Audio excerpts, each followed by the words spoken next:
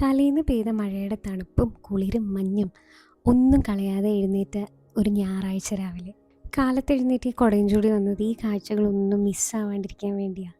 പിന്നെ ഈ ചെറിയ ചാറ്റൽ മഴ നനയാതെ നനയുന്നതും രസമാണ്. എൻ്റെ കയ്യോളം വലിപ്പമുള്ള ഈ കുടംപുളിയും ഈ മൂക്കാത്ത ജാതിക്കൊക്കെ രാത്രി വീണതാവും.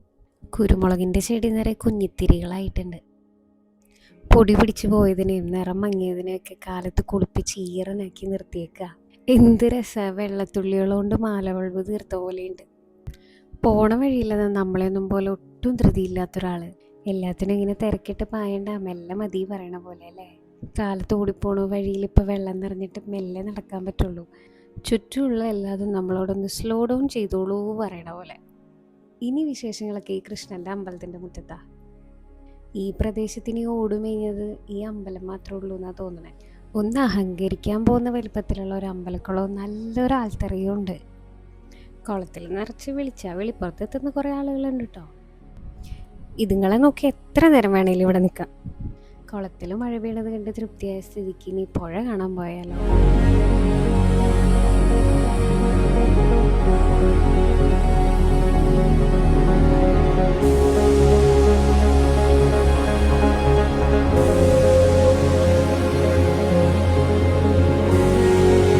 ഇപ്പുറത്തെ കരയിൽ ഞാനിങ്ങനെ നടക്കുമ്പോൾ അപ്പുറത്ത് വേറൊരാൾ നടക്കുന്നുണ്ട് കേട്ടോ.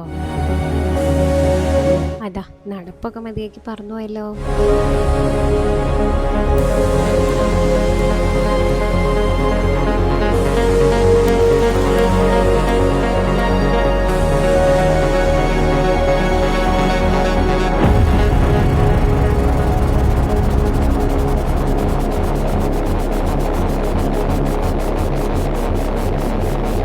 ഉറക്കത്തിൽ നോക്കിക്കൊണ്ടുവന്നാണെങ്കിൽ അതിൻ്റെ നീരസമൊന്നുമില്ല ആൾക്ക്.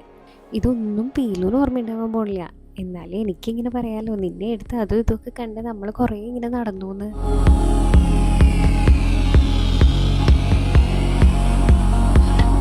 നല്ല മഴയത്ത് ഇതാ അതിൻ്റെ ഇടയിൽ ചെന്നിരുന്ന് മീൻ പിടിക്കായിരുന്നു ഞങ്ങൾ. ഇതൊന്നും 10 കൊല്ലം മുന്നത്തെ കഥയല്ല കേട്ടോ, വെറും 2 കൊല്ലം മുന്നേ ഉള്ളതാണ്.